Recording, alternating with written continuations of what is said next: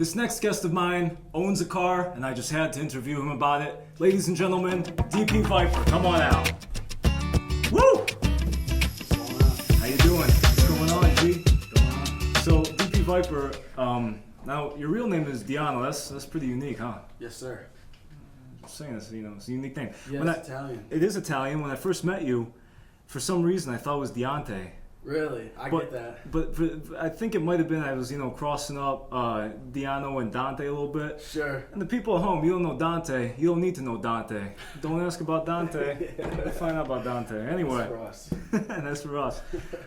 We actually met, you and I, digging the ditch together. And as you mentioned, we're Italian. So we'll leave it at that. That's also. a common way I think Italians might meet each other. They'd be surprised, right? Yeah. It happens more often than you think. Yes, sir. So, tell me about this car you have. You have a sedan, right? It's a sedan? Yeah, something like that. So, yeah, some might call it that. So, yeah, it's a 2016. It's a Dodge Viper. And that's part of the fifth generation of these cars. 2016. Did they stop making this in 2017? Correct, they did. So you got one of the last. Yeah, it kind of, once that happens, it makes whatever car that is, when they cut it off, for the years to come after that, it makes that car special because now it's stamped in history and there's no more. Exactly, true. It's all gone. Rare. Yep. Has it always been Vipers for you or other vehicles? It's interesting. My dad was mainly the reason that I got into cars. He's always been a Dodge guy. Challengers, Chargers, and a couple years ago, he got a Hellcat. He got it was a super stock, so a Hellcat Red Eye super stock. He got that car. Funny story, actually got stolen from our house. Oh shit. Yeah, but we were able to get another one. And then he got a 69 Dodge Charger, which in my opinion is like one of my favorite, it's one of the ultimate American muscle statements, So once that happened, we were talking and I was like, what if I complete the Dodge trifecta? We get, their top three hitters, the Challenger, the Charger, and the Viper. Come on. Yeah. So I was able to do that in February of last year. That's when you got the Viper? I got a 2006 Dodge Viper first. Okay. Yeah. And then what? You sold that one out or? Yeah, in last July, I traded it in for the 2016. That's badass. Yeah. Where'd you find that 2016? The 2016 was actually New Jersey. No shit. You go all the way up to there? Yeah, so my dad and I, we trailered the 06 all the way out there, which was totally nerve-wracking. It's in a trailer going that far. Holy Any shit. little thing, you got a piece of merchandise in the back. So, yeah, and then we swapped it and drove the new one home. You like Jersey? Yeah, it was actually pretty cool. I can always spot Jersey people a mile away, especially the women, Hell yeah. That's what I'm saying. But no, would you have it on blocks or something? Shoot. That's got to be a risky endeavor. Yeah, it was definitely nerve-wracking, but we had it in like an enclosed trailer.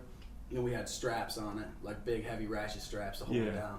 Yeah. Yeah. Now, is it true that these Vipers, they don't have any traction control? Yeah, so one of the most interesting things about Vipers is they're kind of almost notorious. And they're kind of famous in that way of being the type of car that tries to kill you when you get in it. They're manuals, they're V10s, and yeah, they don't have traction control. So my first one, which was a Gen 3, that one didn't have anything. At least the new ones, the Gen 5s, they have like a stability control. It's not a full-on traction control, but it's something. But yeah, man, you're in first gear, second gear in a car that's got all that torque with the V10, and you have no traction control. It's gnarly. You have to know a machine before you just hop in one of those things. So you're pretty good, you're pretty good behind the wheel on that sucker? Yeah, I would say so. What got you there? If this is a high test, high nerve-wracking kind of, can be nerve-wracking it sounds like. Is that just like a state of mind or, Yeah, I've always definitely been an adrenaline junkie. Yeah. I grew up with motocross, hitting jumps and high speeds. So that kind of thing just kind of carries with me. Yeah. Like I'm addicted to it. I want something that is kind of breaks the mold, something that stands out a little bit. And I kind of like to go where other people might not dare to. And that's kind of where I find my niche, like especially on social media. Yeah. There's a lot of people that get to kind of see that and experience that through me, through my channel, and they get to see some of the crazy stuff I do in my car. Well, talking about the crazy stuff that you do with your car, and I didn't know that you were a motocross guy too, but we'll keep it on the Viper. Mm-hmm. What do you do with the car, you know? So, all sorts of things. I mean, recently I've been working on my drifting skills. I don't always show it on camera because some of it doesn't go the way I want to. Fair enough. But I've been working on that, and it's harder than a lot of people think, especially in a Viper. They're track cars. They're designed to go straight, not really to drift. So you have to learn how to handle it. There's certain weights. There's certain you got to keep it at certain power levels. If you don't, you will lose it. It's a science, huh? Yeah, it definitely is a science behind it. It's fun. I mean, the G-forces, it's addicting, man. You start spinning that thing, and you just feel it. You like take it on a track? I haven't yet. I do plan on doing that. Uh-huh. I've been getting some different mods, like to add downforce, which makes control better and all that, like a carbon wing. Just got a diffuser put on. That's sweet. Yeah. That's pretty badass. So I do have plans for that. And folks, you know, he did mention the social media. He does have this stuff all out, all over the place. DP_Viper_737, correct? Yes, sir. 737, why? Well, so that kind of, I would say, is sort of an angel number for me. I grew up using it in motocross, and it's just kind of always been a special number to me. There's certain things that I wouldn't put on social media as the part of the reason behind it, but it's definitely something that's special. I actually have it tattooed on my skin. So this is Roman numerals for 737. Shit. That's badass. Yeah, so it's definitely important to me, and it's just kind of always been my thing. And for the ladies watching, I just wanted to point out, you know, he's got the ink, he's got the chain, fucking chain link on it. What chain link? What's going on there? Yeah, so this was my most painful tattoo by far. On the shin? The shin actually wasn't the worst part because that's right where he started. Huh. My cousin Brent, he actually does these tattoos, and right when he started, I think my adrenaline kicked in, so your pain kind of goes away a little bit. And but man, when he got behind the knee, oh, that's gotta be like, oh yeah, it totally did me in. I was like, I need a break for a second. Like that is brutal. And then I had to go back for the tuck yet. It was like all over again. That's like voluntary torture. Oh, it was brutal. It was bad. I didn't think a leg would feel that bad. And you know, I gotta say the drip is on point, all that. Thank you. I gotta ask though. I mean, and maybe you got like a little. Did you get a haircut recently? I did, yeah. Okay. My hair was longer. I was gonna ask, what is it normally the draw for ladies, the Vipe or the hair? Because you do got the flow. I mean, folks, you might not be able to see it right now, but he's got the flow. I've seen it. I think it's a little bit of both. I hope. I hope it's not just a Viper, you know what I mean? Shit, I hope so too. But yeah, you know, it's definitely, I try to live it on the edge. I try to be different. I put myself out there. I'm not afraid to do that, so I hope that's what people are attracted to. I believe it. Not just the car and the power, but, you know, it's fun. Hey, no homo? I don't know. I might be bricked up behind this desk. That being said, you said that Vipers are rare, right? Yes, sir. Well, if they're rare, you know, I want you to take a look at this and explain this to me. You can show that to the camera after you look at it. That's a friend of mine, Dick Doc. All right, don't laugh. Yeah. And, you know, he's with a Viper. He is. Well, if they're rare, how's he with a Viper? Well, Come on. he must be a rare individual, put it that way. His name's Dick Doc. I think Dick Doc? I think he's pretty rare. Yeah, I think, you know what, I think I've actually heard of this guy, Dick Doc. He's pretty known in the Viper community. But yeah, this is a Gen 2 Viper right here. You can tell I can just tell. off the shit. Oh. Yes, sir. He took my own bit from me, folks. Now you said specifically you wanted to get into technical stuff, correct? You wanted to get into as much technical functionality of the vehicle as possible. Yeah, I don't remember saying that, but yeah, something like that.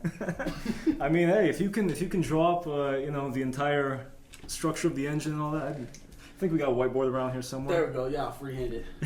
What draws people to Vipers, in your opinion? You know, I think it's mainly they're rare.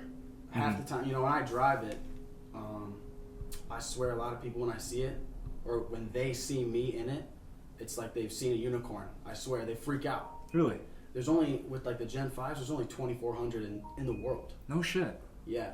So when people see them, They know they're scary cars. Uh-huh. They're violent. Yeah. They're an animal under the hood. They got a V10 power, and I think just the attitude that they have and how they're known for being a driver's car, not just something you can just buy off the dealership and just start driving. You got to know what you're doing. I think that intimidation factor is really what draws people to them. What gets wrecked off the lot more, a Viper or a Hellcat? Well, Hellcats are more abundant, huh? Yeah, but if you were to say like per car, Yeah. I would still probably say a Hellcat only because one of the first things people try to do when they buy a muscle car is just slam it. They floor it. Off the lot. Yeah, I've seen so many videos All the of time. that. Yeah. Just right off the lot, get creamed. It'd be a heartbreak. A little trivia. How long did it take Lee Iacocca to approve the Viper back in, what was it, 1990 or something? Yeah, it was somewhere around there. Holy shit. They took him for a test drive, and then how long did it take him from that to the desk for him to approve? I'm going to have to say, I think the first ones came out in, I want to say 95, so I'm going to say 4 years. But when Lee Iacocca gave his approval and said, you can go ahead and put this out, how long do you think it took him to give them the okay personally? So 4 years is wrong, then.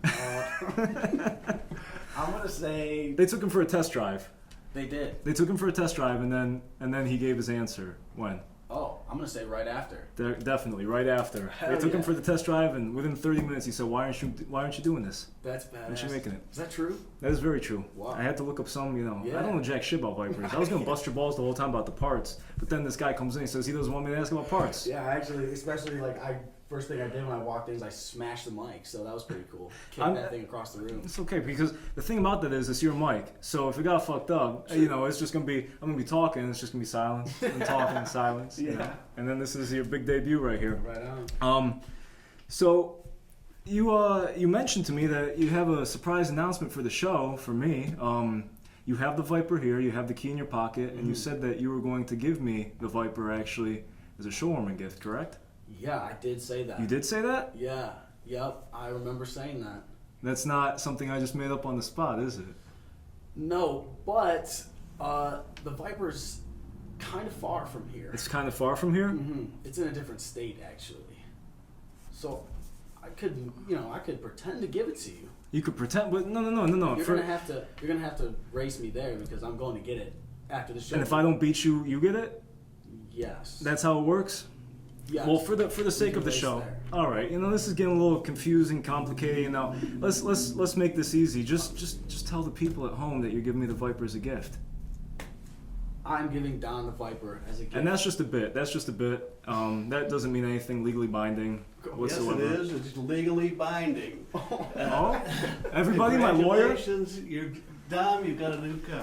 Thank you very much. You just lost the car. Where's that key? You got the key fob on you? Where's the key fob? Where's the key fob? Give it to me. Wait a minute. That's my lawyer. You didn't know that. I didn't introduce you. That's my lawyer. You just said that it's my Viper. It is my Viper on the show. All right? Everybody, you can now follow me at DM_Viper_737. You can follow him at fucking DP Ultima for all I care. But that's my that's all I'm saying here. Oh my God. Yep. So that's how you scam a good pal. Yeah. It's a good thing I'm I'm back in. You're hey, he was, and you weren't here earlier, but I fired his ass. He was out, but now he's back in. Those $20 a month, you know what? I'll give you 25 a month. You're back in. We're back. You're not back. I'm not You're back. out. I'm out. But hey, you can come buy a car from me now, and I'll get you a good deal. There we go. But where's the fob? I wish I had the You don't fob. have the fob? No. What are you driving right now? I'll drive it till I get the Vipe. His keys. Matt, the sound guy, guess what? This is why every single time when we have someone on the show, we say leave your possessions with our director and sound guy, Matt, because I take it every time. Well, listen, everybody, that was my good friend, Diano, DP, Viper, the man, the myth, the legend. Yes, sir. It's mine now. Apparently so, legally. Follow him at DP Ultima 737. Diano, I mean, it's been absolutely wonderful having you here. Absolutely. I can't complain. I can't complain because I'm driving home with a new car. Either way. That is true. Tommy, you're back on payroll. All right. So, he's getting the fuck out of here. Hey, I'm taking the car. I'm driving. All right, out. Thank you. Hey, everybody, stay tuned for Mighty Jones Band. We had an absolutely wonderful interview. I don't know why I went to the second part. Stay tuned for Mighty Jones Band. That was awesome.